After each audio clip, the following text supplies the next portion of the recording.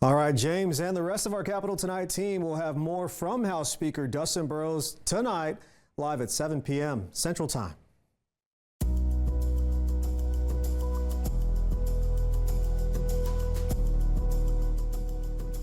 A federal judge sided with President Donald Trump, allowing immigration enforcement officers at houses of worship in April. Before that ruling, 4 major U.S. faith-based groups were already shining a light on how Trump's immigration policies were impacting people of faith and their families. Our Blessing Iwuchukwu speaks to a man of faith who is dealing with this issue.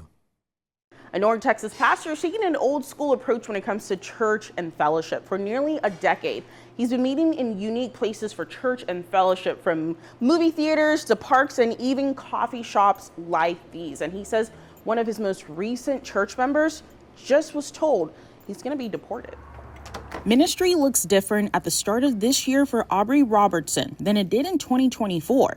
In this time of sabbatical, I stepped back from leadership to just assess and look at what the future holds. He's a pastor of Today Church. They currently don't have a physical building to worship in, like most faith leaders. But that hasn't stopped several dozen who joined him in fellowship at the designated location of the day. We never really intended to have a permanent building. Of course, we wouldn't turn it down if God provided that.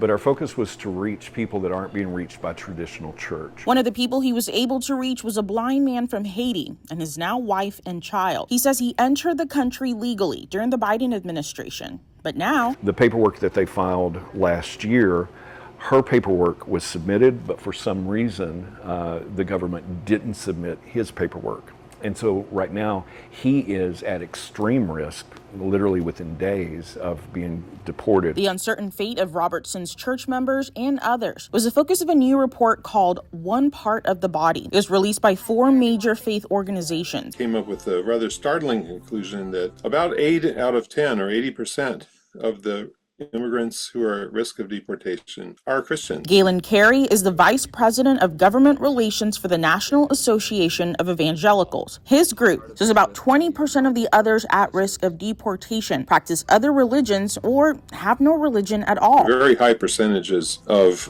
evangelical Christians say that they believe the United States has a moral responsibility to accept and protect refugees, that they support refugee resettlement. They support immigration as well when it's part of a well-managed package that includes secure borders, but also a welcoming system for people to come here legally. Pastor Robertson says the family is doing fine for now. They have an appointment with the lawyer soon. They're just an incredible couple, and it's gut-wrenching to see this immigration problem put them at risk. Right now, all he can do is keep the faith and pray for divine intervention to move on the behalf of a member of his congregation. In Lone Oak, Blessing Iwuchukwu, Spectrum News.